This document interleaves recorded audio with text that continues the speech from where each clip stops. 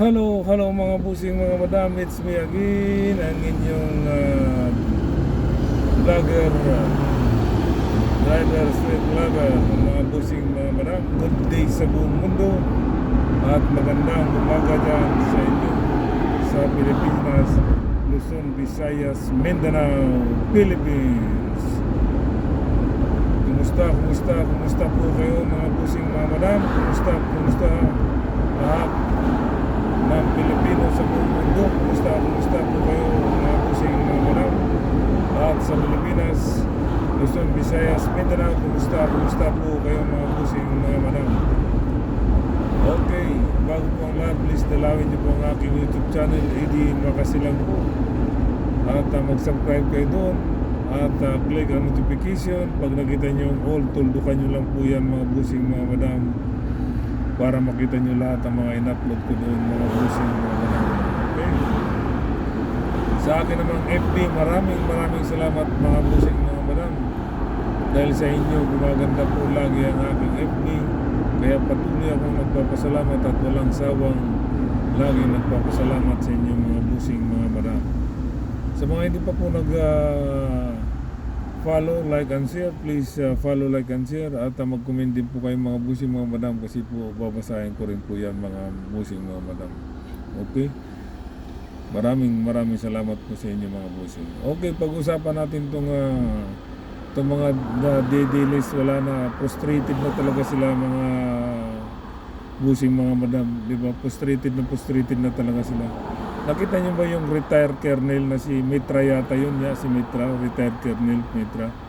Pagka talagang nagmamakaawa na siya sa yung time na yun ng araw ng Independence Day, araw ng kalayaan, talagang lumuhod na siya sa mga tao Kasi na para lang suportahan sila, wala. Sino magsusuporta sa kanila? Di ba? Frustrated talaga sila mga busing mga madam yung time na yun, kasi nga akala nila talaga, expected nila na magkaka-people's power, di ba? Magkaka-people's power, hindi kaya frustrated yung mga retired general at saka yung retired colonel, mga ibang retired colonel, si Mitra yata apelido nun, Mitra, lumuhod na talaga siya sa mga tao. Wala. Paano sila kukanay sila ang pinaglalaban nila sa kanilang sarili, hindi naman sa taong bayan para sa pang-interest lang nila especially para sa kanilang vice president na si Sara, di ba? Vice president na si Sara, yun ang pinaglalaban nila paano sasama yung mga taong bayan sa kanila yung time ng Independence Day, yung araw ng kalayaan? Talagang wala. Kaya iyak talaga mga dedilis. Akala kasi nila na makakakuha sila ng mga taong sasama sa kanilang doon sa people's power na gagawin nila doon sana sa Senado. Pero walang nangyari. Talagang pumalpak hanggang sa lumuhod na lang yung isang retired colonel na nagmamakawa sa taong bayan. Paano kahit na lumuhod pa yan sila ng kung ano pang luhod nila, yung mga retired na general o colonel, kasi yung pinaglalaban nila yung makasarili, pang sarili lang nila, pang interest lang nila, di ba mga busing mga madam? Sinong sasama dyan sa kanila? Di ba? Especially tapos ilalagay nila si Sara Duterte. Anong mangyayari sa Pilipinas? Di ba mga busing mga madam? Anong mangyayari sa Pilipinas? Di ba? Wala.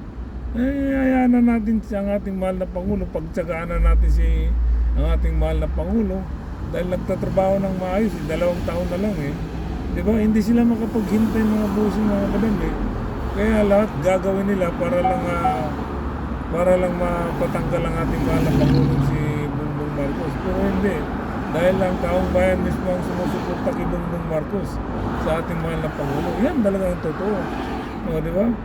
Pero yung sa kanila, yung mga pang-interest lang, yung mga dedilis, pang-interest lang nila, wala, kawawa talaga. Pang-interest lang nila ang ginagawa nila, at tapos ilalagay pa nila si Inday Sara, wala talaga. Diba? Si Inday Sayad, Wala, sira talagang Pilipinas. Hindi lang sira ang Pilipinas. Ha? Magpipista yung mga lahat ng mga magnanakaw diyan sa nakakalyado ni Sara Duterte. Lahat ng may mga kaso, magpipista lahat talaga, di ba? Mga busing mga madam, kapag kaya ng si Sara Duterte ang nakaupo. O di ba? Kasi ututuhin lang nila, hindi sayad nga eh. Ututuhin lang nila yan eh. Kaya nila yung ibulsa si Inday sa Sara eh. Kasi nga, isa rin magnanakaw. Di ba? Magnanakaw, may resibo eh. Di ba? Kaya nga na-impeach yan sa Kongreso eh. Dahil may resibo eh. O di ba? So, pagka yun ang gusto nila yung naratibo na iupo nila si Inday Sara, pero wala namang mangyayari, di ba? Oh, may paludlod pa yung kernel na yun. Nagmamakawa na sa taong bayan. Frustrated na nga sila eh. Oh, akala kasi nila yung time na yun na Independence Day, June 12, na makakuha sila ng tao at makaka people power sila. Mali pala. Kaya galit na galit si Inday Sara eh. 'Di ba? Ang nasabi na lang ni Inday Sara doon sa interview niya na hindi ko agawin yung ang pagkapangulo ni PBBM. Hayaan natin siya matapos sa termino. Hayaan nang makita ng taong bayan yung kahihiyan na ginagawa niya. O di ba? O yung mga ganong salita, frustrated na talaga. Di ba mga busing mga madam? Yung mga ganong salita ni Inday Sara, frustrated na yun eh. Kasi napalpak yung plano nilang people's power. O di ba mga busing mga madam? Palpak na palpak. Kaya wala. Kaya, ganun na nangyari. O, di ba siya... hindi ba siya nahiya sa mga ang ginagawa niya kay Yan? At tapos sabihin niya si Bongbong Marcos pa ang walang hiya? Hindi ba siya nahiya na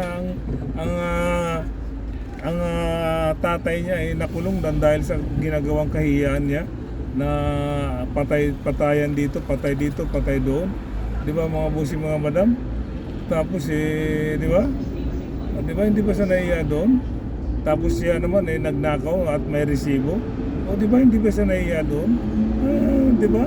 Totoo naman yung sinasabi ko, hindi ba siya nahiya? Ang mga Duterte walang hiya. Hindi ba siya nahiya? Nasasabihin niya kay Bongbong Marcos na walang hiya si Bongbong Marcos. Hindi ba siya nahiya doon? Ay siya may resibo. Si Bongbong, ang ating mahal na Pangulo, wala silang mapakitang resibo eh. Kaya putak na lang sila. O, di ba? Hindi ba sila nahiya ng ganun? Kawawa itong mga Duterte. Di ba mga busing mga madam? Kaya kung ako sa kanila magsikuan na lang sila. Magsitahimik at hintayin nila yung 2028 na tatakbo bilang presidente. Kung yan ay hindi sila ma-impeach, kung yan ay hindi ma-impeach si Inday Sayad, kung ma-impeach yan, sorry siya. Di ba? Sa Senado, di ba mga busing mga madam? Kawawang bumahin walang ginawa sa sarili kundi manira ng kapwa-tao niya, especially sa ating mahal na Pangulo parang hindi sa Vice Presidente. Galing naman sa unit team. Frustrated na nga mga busing mga madam O sige, hanggang dito na lang po mga busing mga madam. Once again po shout out po sa inyo. Shout out sa inyo dyan sa Luzon, Visayas, Mindanao. At shoutout din sa buong mundo. Sa mga hindi pa po nag-follow sa aking FB, please follow, like, and share. At mag-comment din po kayo at babasahin ko po mamaya. At magre-reply naman po ako mga busing mga muna. Sa mga followers ko, sa mga minamahal kong mga followers, hindi po ako nagsasawa sa inyo napapasalamat. Maraming salamat po sa inyo mga busing mga madam. Nang dahil sa inyo, gumanda po ang aking FB. At lumawak po ng dahil po sa inyo aking mga mahal na followers. Okay mga busing mga madam, ang kapayapaan ay sumasa inyo. Bye bye! Peace!